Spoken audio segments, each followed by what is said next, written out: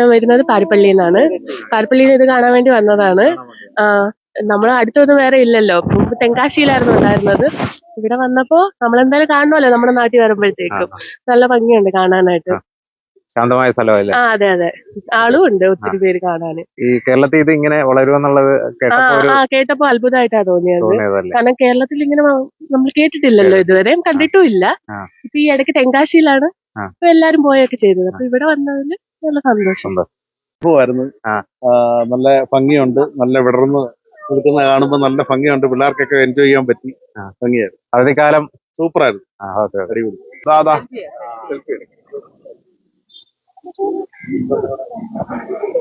നമ്മള് കേരളത്തിലെ വളരെ ശ്രദ്ധേയമായ ഒരു സൂര്യകാന്തി പാടത്താണ് നിൽക്കുന്നത്.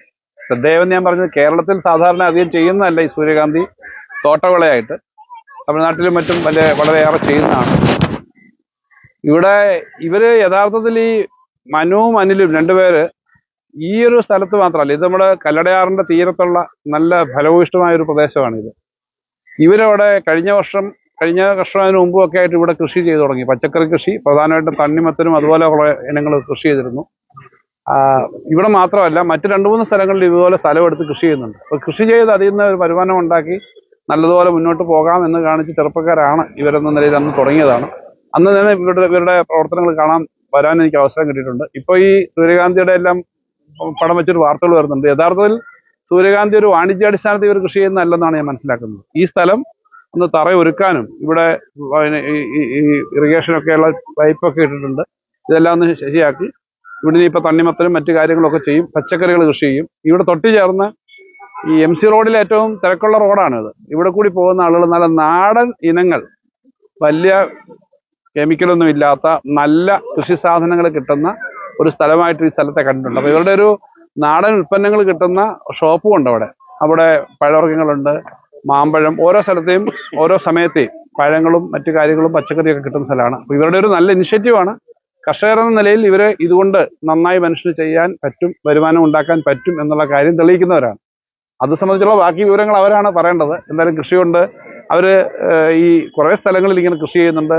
സ്ഥലം മറ്റുള്ളവരുടെ നിന്നൊക്കെ എടുത്തിട്ട് എല്ലാം ഒരുമിച്ചുള്ള സ്വന്തമായ സ്ഥലം മാത്രമല്ല, അങ്ങനെ ചെയ്യുന്നുണ്ട്, പാട്ടത്തിലെടുത്ത് ചെയ്യുന്നുണ്ട്. അപ്പം നല്ലതുപോലെ കൃഷി ചെയ്യാവുന്ന ധാരാളം സ്ഥലങ്ങൾ നമ്മുടെ നാട്ടിലുണ്ട്. ഇങ്ങനെ ചെയ്യാവുന്നതാണ്. നല്ല ആരോഗ്യമുള്ള ഭക്ഷണ പദാർത്ഥങ്ങൾ നമുക്ക് കിട്ടുകയും ചെയ്യും. നമ്മളും ഇത്തരം കാര്യങ്ങൾ ചെയ്യുന്നത് നല്ലതാണ്.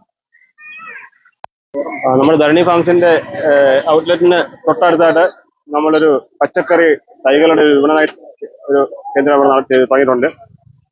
എല്ലാവരും അത് മിതമായ നിരക്കിലാണ് നമ്മളിത് കൊടുക്കുന്നത്. അതായത് പച്ചക്കറി, പാവൽ, പയറ്, വെണ്ട, തക്കാളി, ചീര, മുളക്, വഴുതനം, അതുപോലെ ചെറിയ പ്ലാവുകൾ, ചെറിയ രീതിയിൽ, അതായത് 3 വർഷം കൊണ്ട് കായ്ക്കുന്ന പ്ലാവുകൾ, അതുപോലെ അഗസ്ത്യചീര, മാവുകൾ, അങ്ങനെ ഒട്ടനവധി ഫലവൃക്ഷ തൈകളും നമ്മൾ ഇതിലൂടെ ഒരുക്കിയിട്ടുണ്ട്.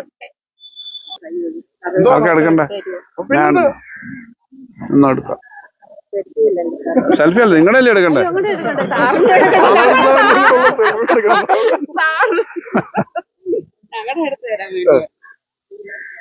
നമ്മുടെ മന്ത്രിയല്ലേ പോയി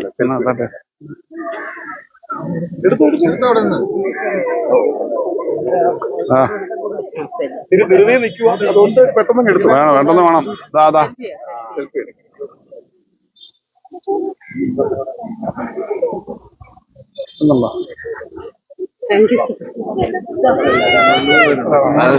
ഇവിടെ നിൽക്കാം.